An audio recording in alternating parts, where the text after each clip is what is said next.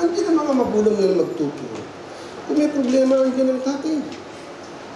At kung hindi kaya, nandiyan pa rin ang mga ninong. Ang mga ninong at ninang, isang bagsak tayo. Kayo po ba nakahandang tumulong, magmalasakit, i-extend ang inyong mga kamay sa mag-asawang ito sa panahon ng kanilang pangangailangan? Sagot lang po ng opo. Yun po ang kailangan. Yun ang gawin natin. Diba? O mga abay, nakahanda rin ba kayong tumulong dito? Sagot lang ng opo. Ay kung minsan kasi hindi makalapit sa mga ninong at ninang na nahihiya. O di sa iyo pupunta, mga best friend, di ba? O lalo na magulang. Siyempre, magulang, yakap, lahat tayo. At kapag hindi nila nakaya, o nandito naman si tatay. Sa palatuntunang sinasabi ng tinatawag na parilasunod. Ang babae, ito ang isang napaka-importante, ay gumalang sa kanyang asawa. Gagalang mo si Diyo. Lalo na pagka may ibang tao. Respeto wag mawawala. Lalo na pagka may mga guest ka sa bahay, importante yun. Na makikita mo, nga ako dyan kay Karen. Tingnan mo siya. Diba? Kaya minsan sa social media, pagka mayroong mga pinakikita yung babae, sinusubuan yung lalaki. Ginagano parang pinakikita siya rin subuan. Eh talagang gano'n mga babae yung salita ng mga hele-hele bago kere. Ano ba ibig sabihin? Lambingin yan eh. Kaya kapag ka nakita mo ngayon, lambingin mo, huwag kailangan. Ngayon, kung may attitude hanapan mo ng paraan. Talagang gano'n, hinahanap ng solusyon yun. Sa ikagaganda ng tinatawag na pagsasama. Kaya lahat tayo kikilos para sa kanila. Kaya ang babaeng may asawa, nagsusumakit sa ibabaw ng sanglibutan, kung paano makalulugod sa kanyang asawa. Kaya both parties mutual feeling, nandun silang nagmamalasakit sa isa't isa. Kaya sabi nga ng Biblia, masdan mo ng pagkabuti at pagkaligaya. No? Sa magkakapatid na nagsisitahan, magkakasama. Ibig sabihin, andun ang saya. There is no place like home. Ano bang ibig sabihin? Kung namamahay ang tinatawag na pag-ibig. Kaya pagka sila nasa bahay, safe sila. Pagka sila nasa bahay, wala silang iniisip na naman. Kasi wala mag-iisip ng masama. Sapagkat ang nasa ng matwid, buti lamang. Kaya puro mabuti. Naunawa mo, Dave. Naunawa mo, Karen. Hindi ka mag-iisip ng masama. Anong sikreto? Gawin ninyo sa pag-ibig ang lahat ng inyong ginagawa. Ang salita ng aklat ng hulang ito ay huwag mahiwalay sa iyong bibig. Igintal mo sa iyong isip. Itali mo sa iyong leeg. Kapag ka ikaw umalis, papatnubay sa iyo.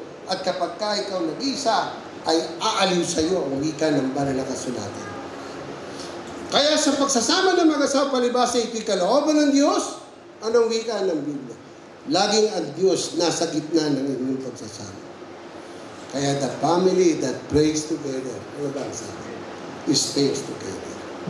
Kaya mamamalagi ka sa pagpapala. Ganun ang Diyos. Hindi liko ang Diyos para limutin ang lahat ng mabubuting gawa. Kaya ipagkakaloob ng Diyos ang pangangailangan. Kaya sabi nga ni Job, kung inyong pamamanikan ng Panginoon at ang kanyang kagandahang loob, ang Diyos ang sabi, walang pagsalang gigising para sa iyo. Bagamat ang iyong pasimula maliit, ay lalaking mainam. Magpo-progress ka. Bakit? Hindi ka nawawala sa Diyos. Iyo, Panginoon, ng karangalan, ng kayamanan, ng lahat nagbubula sa iyo, wala ka nang natin pa. Diba? Bakit? Nasa kanyang lahat yun. Ang gagawin mo lang, pamamanikan mo siya. At kapag ang Diyos nakita yung kagandahang loob, pagpapalain ka. Siya man kikilos para sa iyo, pangangailangan ng asawa mo. Kaya sinabi ng Biblia, magtatamo ng lingap ng Panginoon. Lilingapin ka ng Diyos. Huwag ka lang makalilimot sa Kanya. Hindi yung masyado kang mataas ang kalooban. Wag. Hindi dahil sa ikaw. Ikaw magaling, ikaw mahusay. Hindi. Kundi dahil dun sa isang Diyos na makapangyarihan sa lahat na nagpapalag, nagkakaloob ng buhay at ng tinatawag na kalakasan. Huwag kang makalilimot. Kaya sinabi, parangalin niyo ang Panginoon ng mga unang bunga ng inyong tinatangkilik. Huwag kang makalilimot sa Diyos. Kaya Timoteo, pag tinawag siya, sagot ka, Jerry, narito ako, Panginoon. Pagka may problema, isang Diyos tinatawagan, Panginoon. At pagka nakita ng Diyos ang iyong kagandahan, ang Diyos man pagpapalain.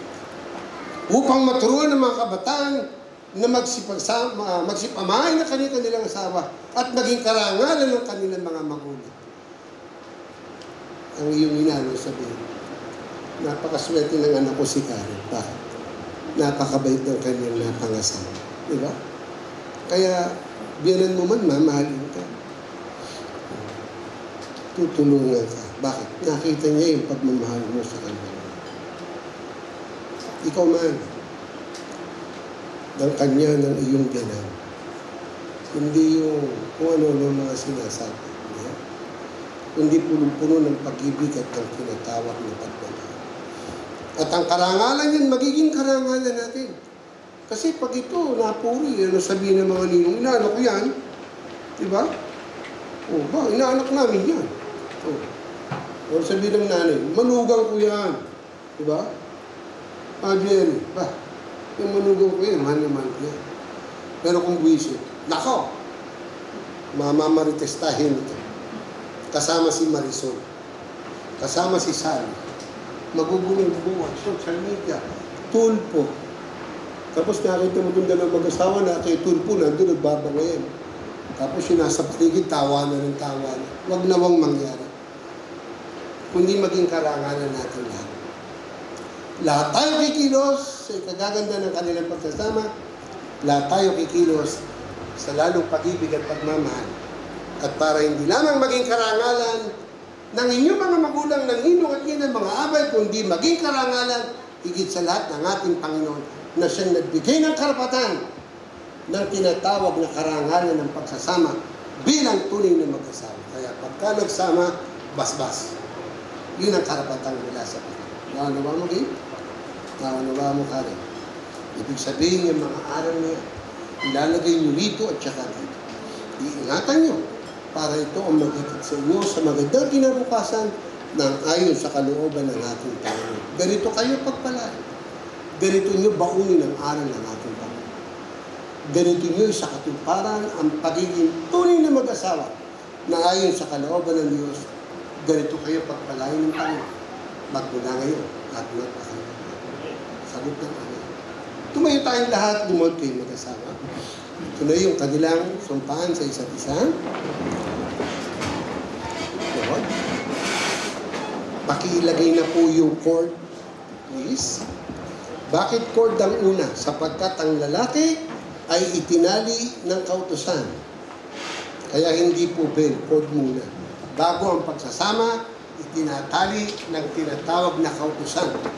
Kaya kapag ka nawala ang isa, wag namang mangyari, kalat ka na sa tali yung ibig sabihin.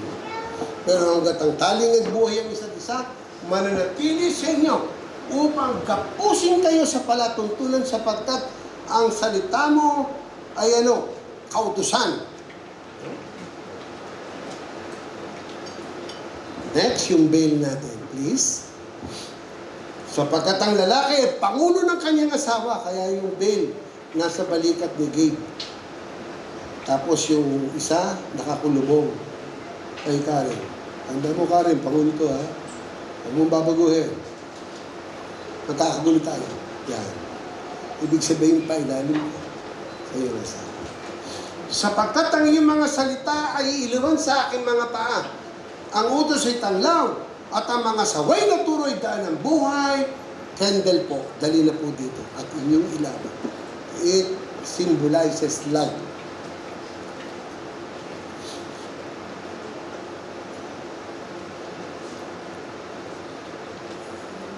Walang battery ng ilaw mga anak.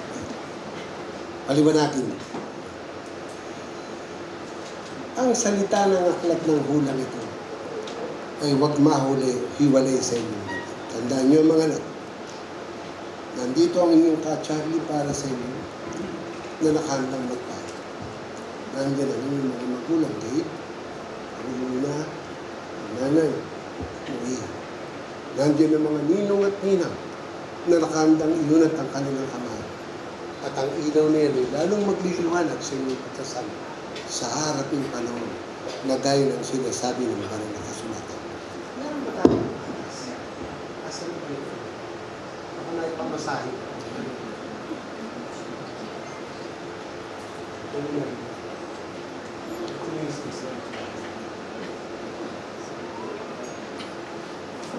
Manalangin tayo para basbasan ang mga singsing at aras na ito upang maging palatandaan at maging simbolo ng kanilang pagsasama at ng kanilang tunay na mag-asawa. Panginoon po namin Diyos, amang banal na lubang dakila at makapangyarihan sa lahat.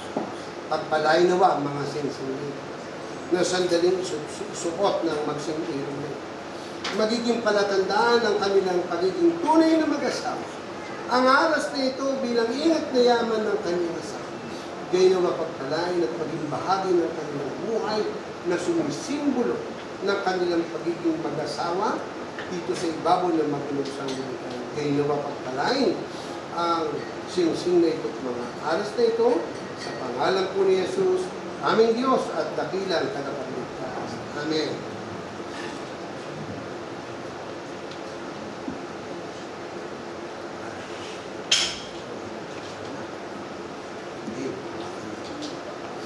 Repeat after me.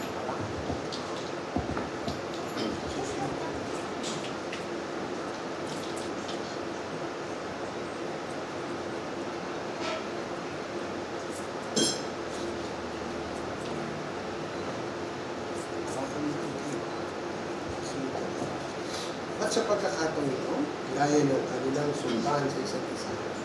So, magitan ng pagpapatong ng kanilang kapatid.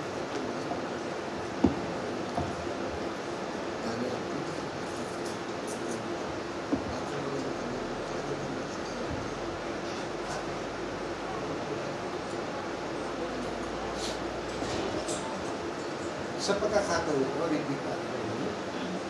Ako si... Sabihin mo yung pangalan. Ako si Gabriel Aaron de Guzman. Tinatanggap kita, Karen Christine Arceo Quezon, Karen Christine Arceo Quezon, bilang tunay na asawa.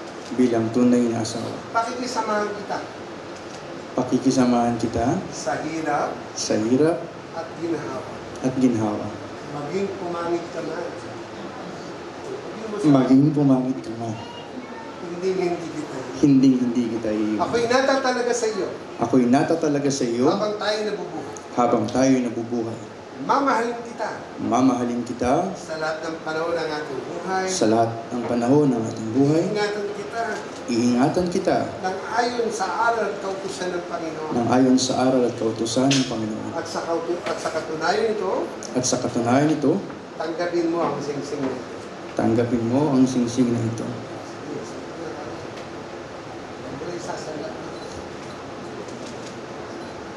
Sagot tayo, kung puso kong pinatanggap, Buong puso kong tinatanggap. ang aras na ito, tanggapin mo yung dalawang kamay.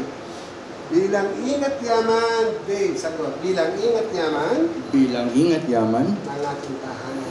ng ating tahanan, Tulungan naman ako ng Panginoon. tulungan nawa ko ng Panginoon.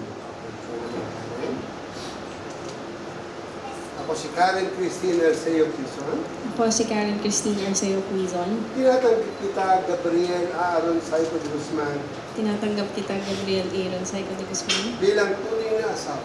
bilang tunay na asawa. Pakikisamahan kita Pakikisamahan kita sa hirap at ginhawa.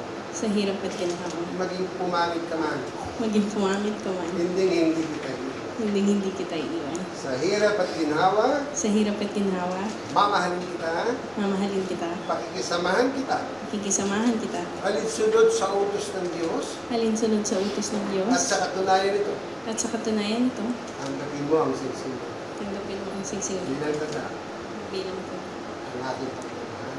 ng aking pagmamahal na hindi ko bukas. Tulungan naman ako. Tulungan nawa ko ng Panginoon.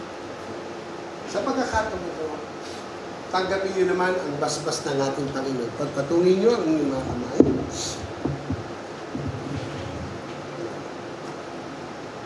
Sa pagkakataon ito, sa pagkasangkapan niya, sa kanyang hamak, at wala niyang kabulong alipin, tanggapin mo, Dave, tanggapin mo, Karen, ang basbas ng ating Panginoon sa pagiging tunay na mag-asawa. Pagpalain, nawa kayo ng Panginoon at ingatan kayo sa haraping panahon. Paliwanagin nawa ng Panginoon ang kanyang mukha sa inyo at mahabag sa inyo. Ilingap nawa ng Panginoon ang kanyang mukha sa inyo at bigyan kayo ng kapayapaan. Gabriel at Karen, ganito kayo pinagpapala ng Panginoon bilang tunay na mag-asawa. Ang pagpalain kayo ng Diyos sa kabuhayan. Ang pagpalain kayo ng Diyos higit sa lahat sa inyong pananampalataya. Sa inyong magiging anak, sa inyong magiging tahanan, magmula ngayon at magpakailanman. Manalangin tayo. Panginoon po namin, Amang banal, na lubang dakila at makapangyarihan sa pagkakataon ito, sa pagkapatong ng kanilang kamay, at sa pagtatali ng iyong kautusan upang maging bahagi na ng kanilang pagsasama sa harap ng Panginoon. Naway ang mga aral na ito ng kanilang tungkulin sa isa't isa. Ang maging laman ng kanilang isip, ang maging laman ng kanilang puso, ang maging bahagi ng kanilang pagsasama sa harap ng panahon. Bilang tunay na mag-asawa, ang ingatan sila. Ang maging karangalan mo sa magitan ng iyong mga palatuntunan at ang iyong mga banal na katwiran. Ito ang magatid sa kanila sa ikasasakyan at sa ikagaganda ng kanilang pagsasama sa harap ng panahon. Ang maging karangalan sila ng kanilang mga magulang, mga ninong at ninang, at lahat ng nagmamahal sa kanila, at higit sa lahat, ang maging karangalan mo, O Diyos, ang kanilang magandang pagsasama. Pagpalain mo si Gabriel sa paghahanap buhay na masutungan ang mga karagdagang biyayang nagmumula sa iyo. Pagpalain mo ang kanyang buhay at ang kanyang kalusugan.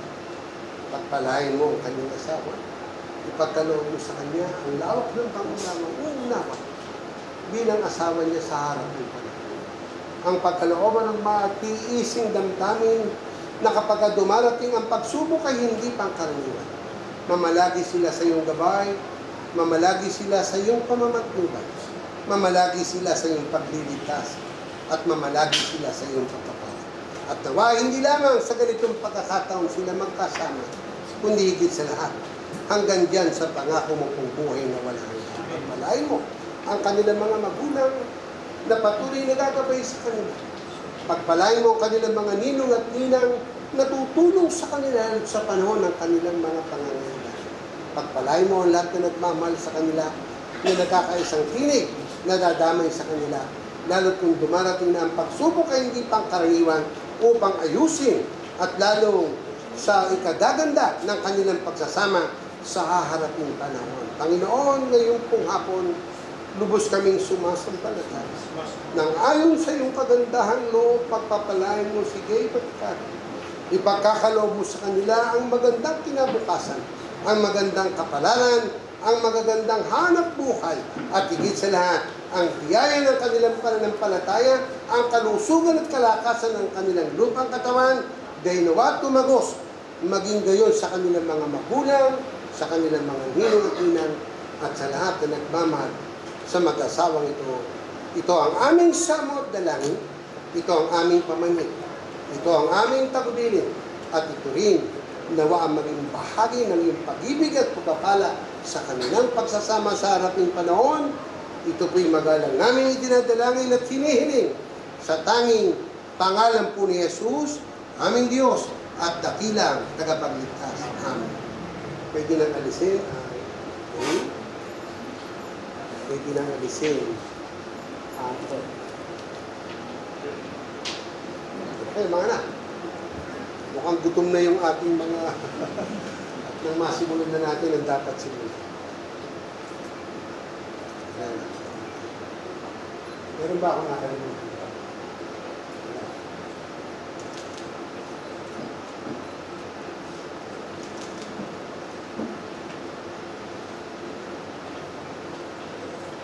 Report ko din.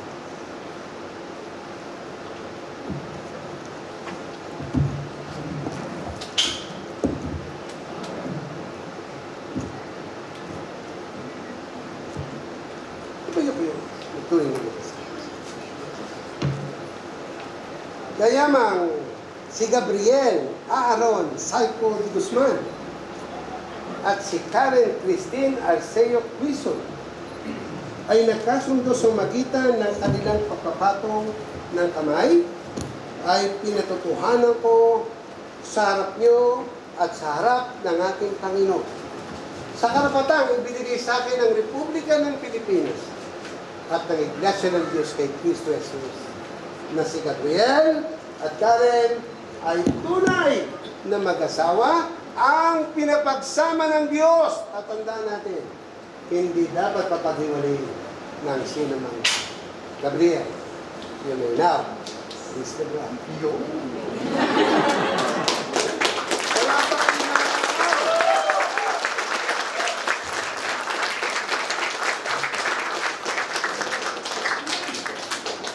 Yun!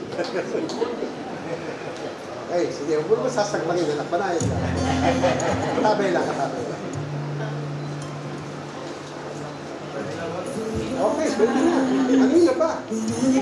Yan na yung karapatan mo. Okay. Do it! O ano? Ano na? O, wala pa kayo na.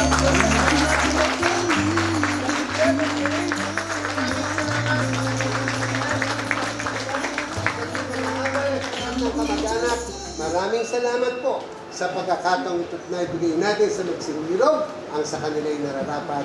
Magandang hapon po, pagpalain po tayo sa ating accounts daw na.